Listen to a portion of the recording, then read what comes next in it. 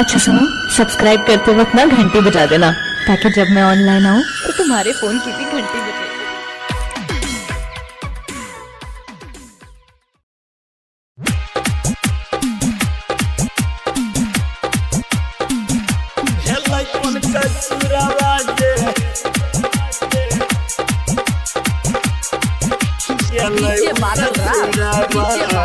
recording studio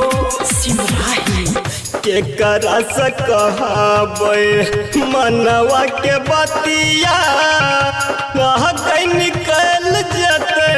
देहिया से प्राण के करा सकबै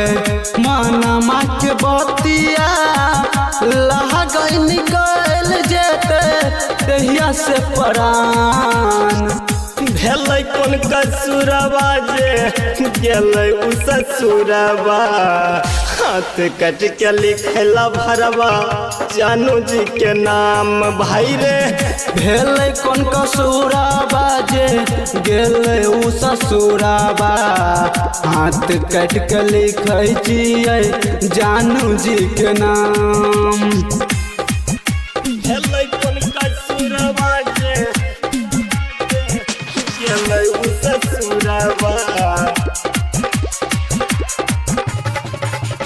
डीजे बादल राज डीजे बादल भरवा जानू जी के नाम दोसर के नाम के मेहदी हाथ में रचलक लागे छै कि जान हमारा भूललक दोसर के नाम के मेहदी हाथ में रचलक लागे छै कि बाबू हमारे भूललक मिलते ही मौका कर ललक धोखा यह हाथ में ओकर हमें पिए छिए जाम भेलै कोन कसुरवा जे गेलै उ ससुरवा हाथ कट के लिखै छिला भरवा के नाम भाई रे भेलै कोन कसुरवा जे गेलै उ ससुरवा हाथ कट के लिखै छियै जानू जी के नाम भेलै कोन कसुरवा जे गेलै उ ससुरवा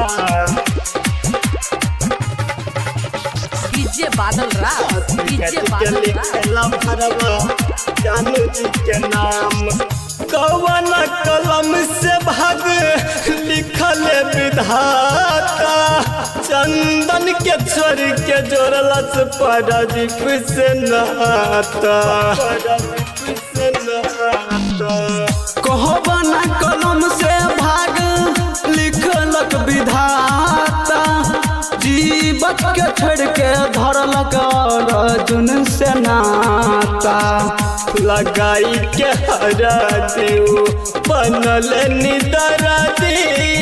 कर गेल प्यार के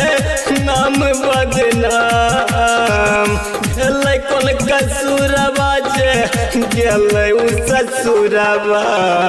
हाथ कट के लिखला भरवा जानू जी के नाम भाई रे भेलै कोन कसुरवा जे